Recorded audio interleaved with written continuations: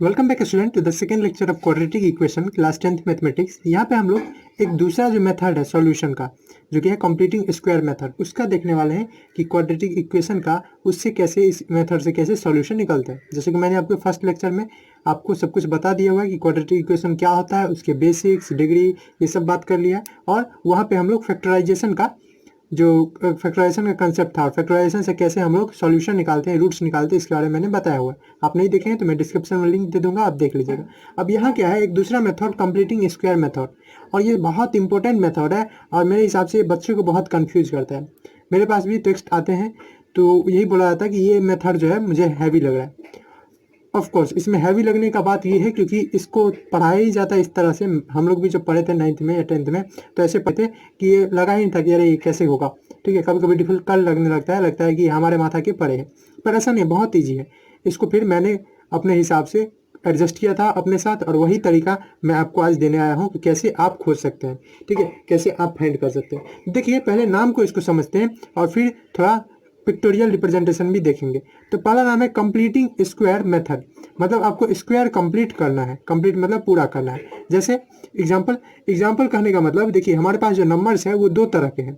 एक जैसे 1 है, 2 है, यही हमारे पास नंबर है। हम नंबर से एग्जाम्पल लेंगे, और क्योंकि हम लोग को नंबर पे ज़्यादा समझ आता है, वेरिएबल में हम लोग थोड़ा कन्फ्यूज हो जाते हैं, तो हम नंबर से ही चलते हैं। तो यहाँ पे देखिए, जैसे 1 है, 1 एक कंप्लीट स्क्वायर है क्योंकि 1 का स्क्वायर 1 होता है। लेकिन 2 जो है वो एक कंप्लीट स्क्वायर नहीं है, इसका रूट 2 का स्क्वायर है। 3 भी नहीं है, लेकिन फिर 4 एक कंप्लीट स्क्वायर, यानी इसी को आप याद कीजिए, क्या बोलते हैं, परफेक्ट स्क्वायर। क्या बोलते हैं, परफेक्ट स्क्वायर।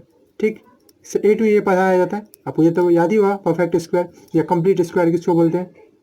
तो वैसे नंबर, ठीक है, जिसका स्क्वायर रूट पॉसिबल हो, जिसका स्क्वायर रूट होल नंबर हो, जैसे 4 का स्क्वायर रूट करे तो वो 2 आएगा, तो वो क्या है, परफेक्ट स्क्वायर।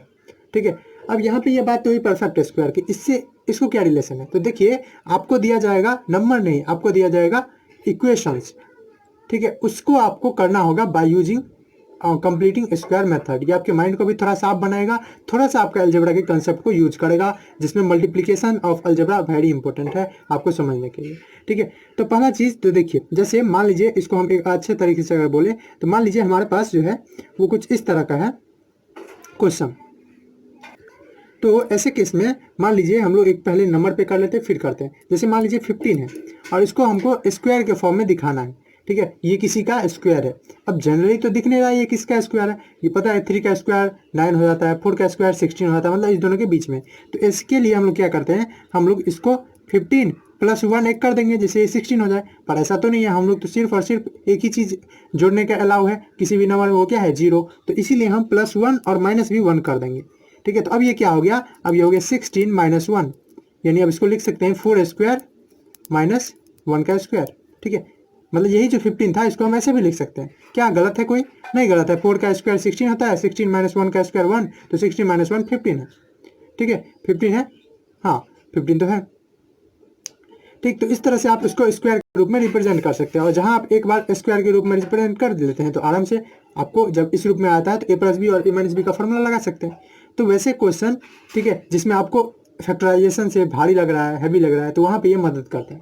तो मान लीजिए हमारे पास एक सिंपल सा क्वेश्चन है, ठीक है, x² + 6x + 4, इसको हम लोग फैक्टराइजेशन से करना चाहें, ठीक है, तो भी कर सकते हैं। अभी कंप्लीटिंग स्क्वायर से करेंगे तो भी करेंगे। ठीक है, दोनों मेथड से कर सकते हैं। अब देखिए, कंप्लीटिंग स्क्वायर का मेथड का मतलब क्या है, थोड़ा सा पिक्टोरियल वे में देखते हैं, और ये आपके एनसीईआरटी में दिया हुआ बहुत अच्छे से, आप अगर समझ सकते हैं तो इसको मैं प्रयास करता हूँ आपको समझाने का। इस क्वेश्चन को हम लोग बाद में देखते हैं।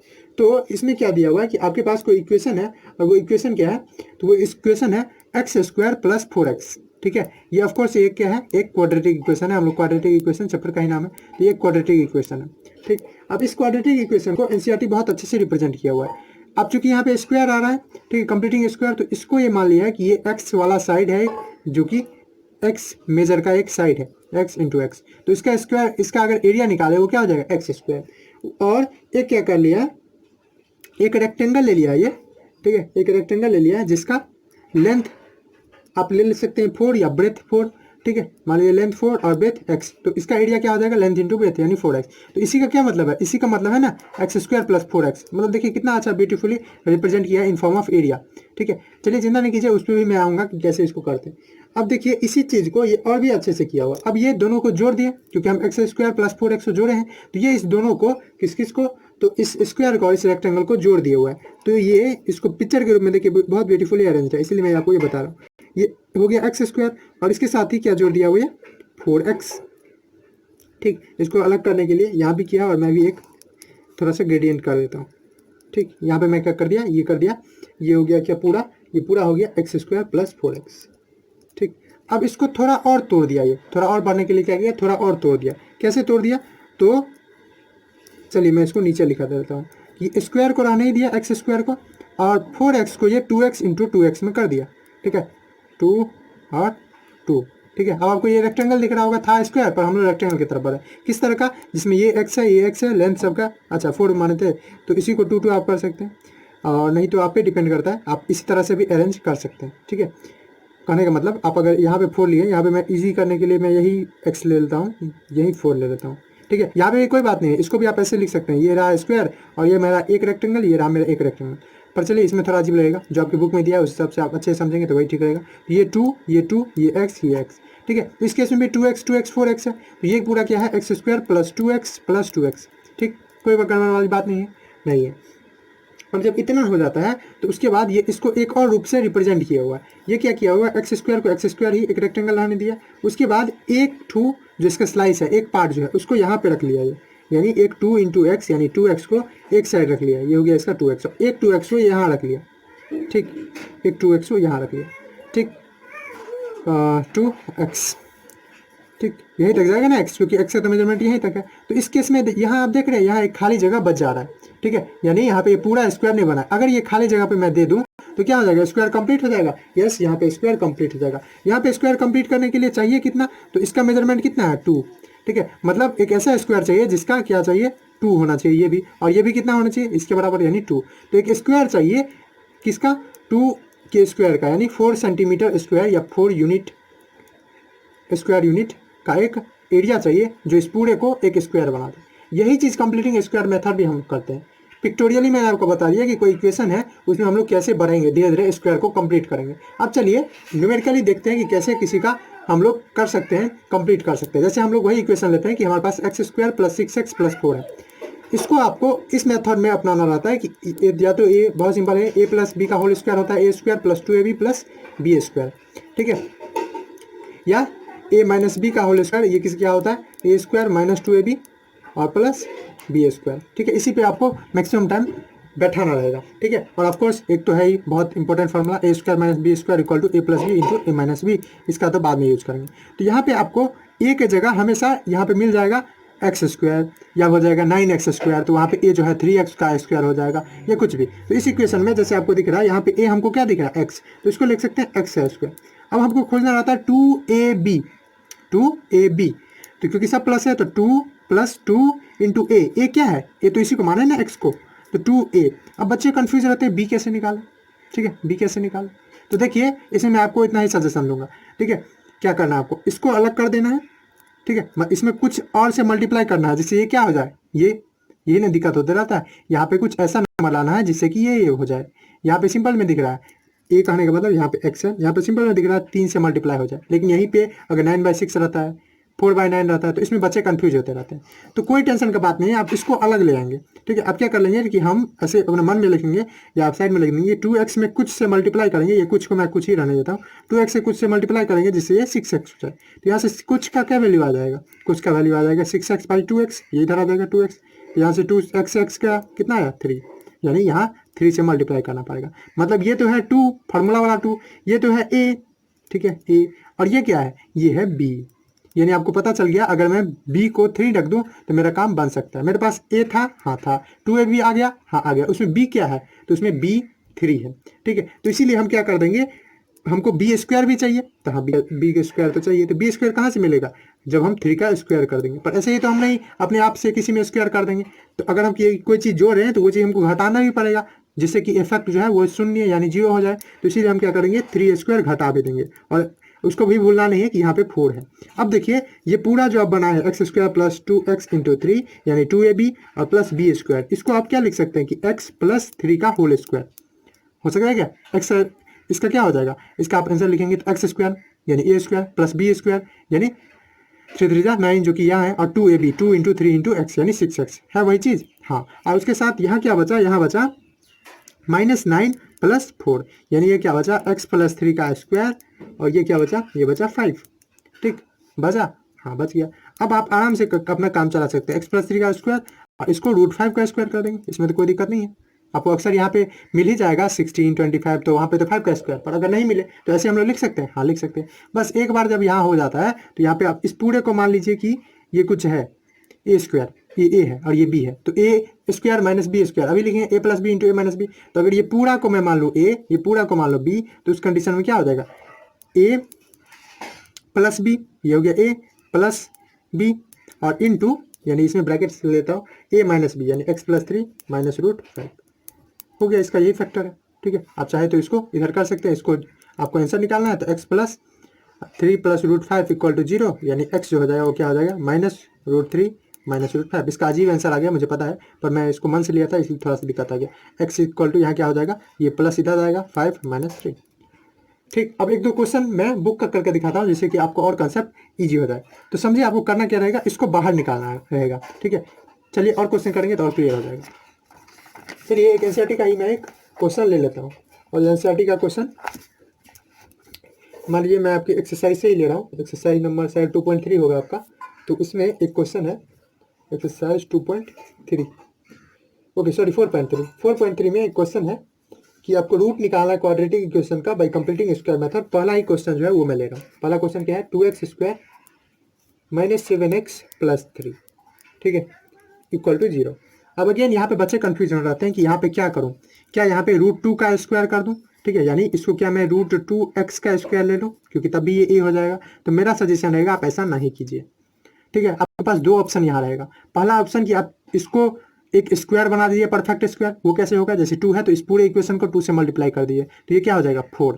ठीक है, तो पहला सजेशन क्या, इसको थ्रू आउट 2 से मल्टीप्लाई करके इसको बना दीजिए 4x square minus 7 2 14x plus 6 equal to 0। या तो आप ये कर दीजिए। दूसरा ऑप्शन आपके पास क्या है कि इसके कोफिशिएंट को हटा ही दीजिए, मतलब ये यहाँ क्या की है, मल्टीप्लाई की है क्या चीज़, बाई टू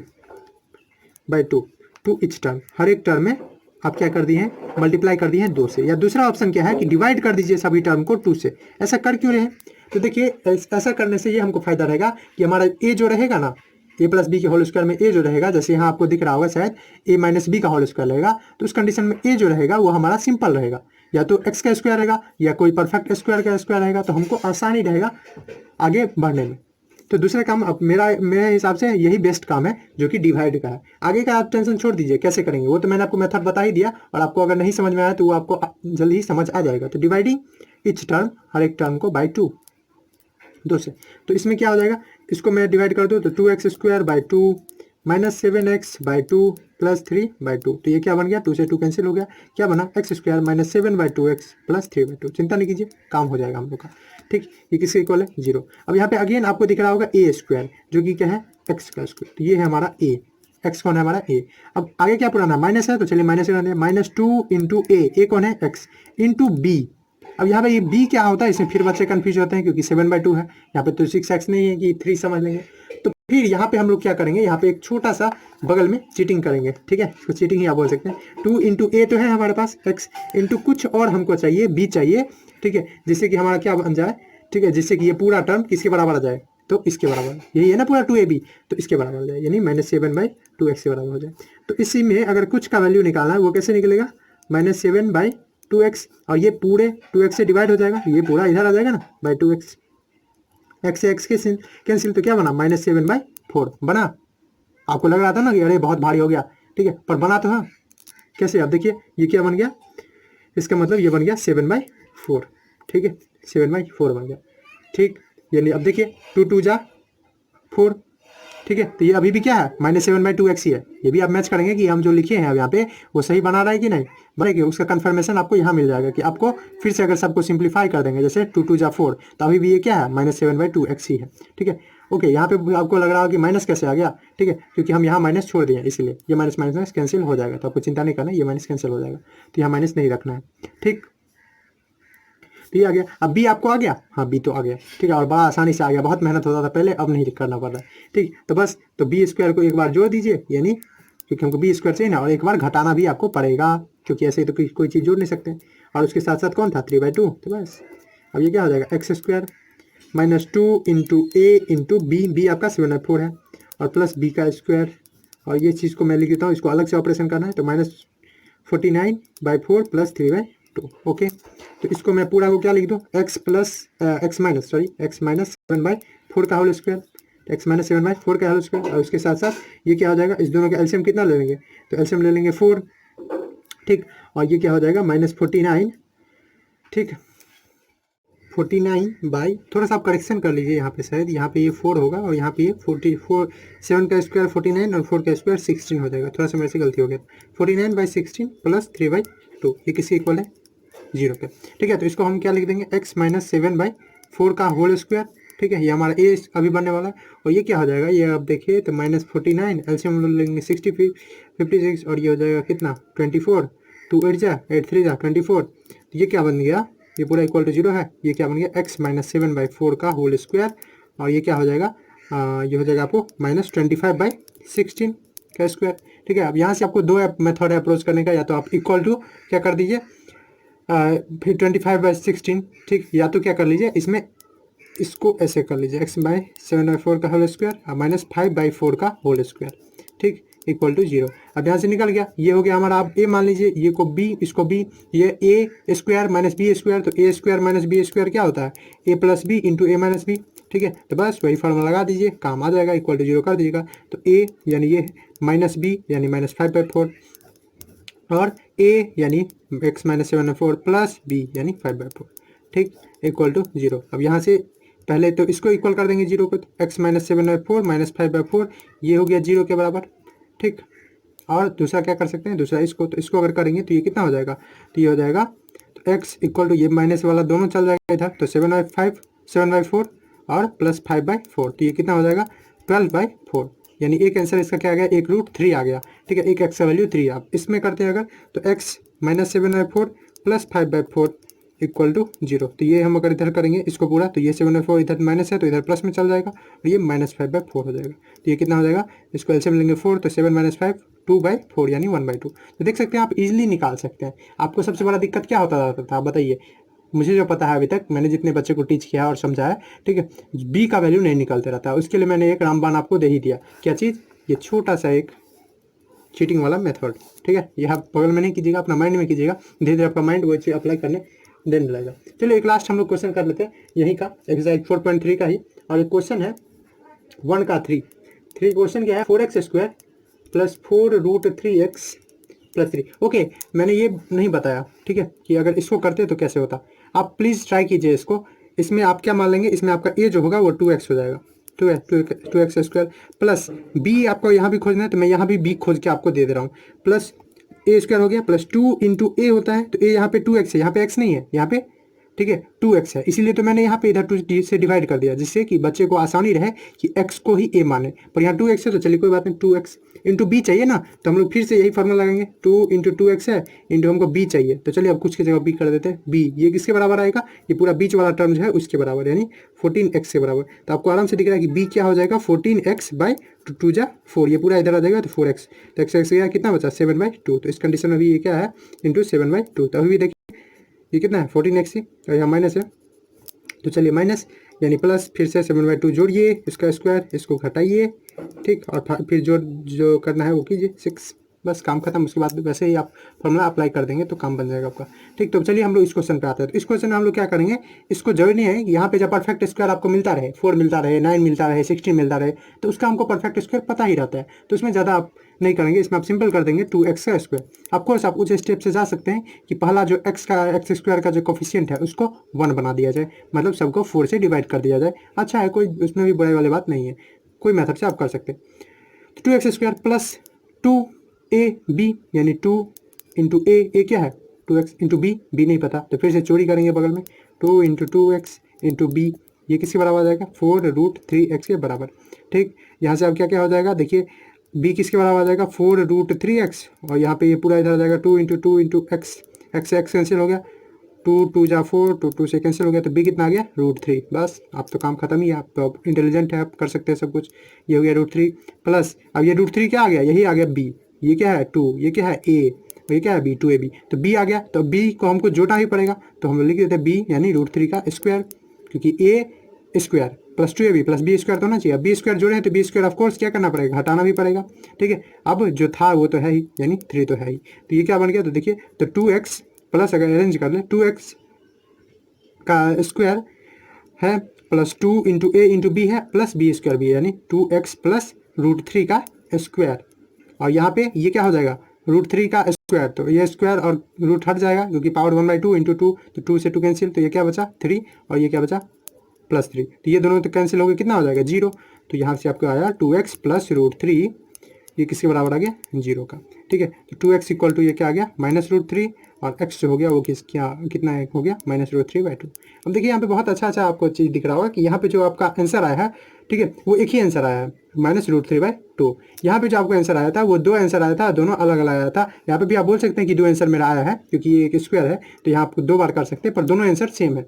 कभी कभी ऐसा भी होता है जहाँ पे आंसर आना मुश्किल जाता है।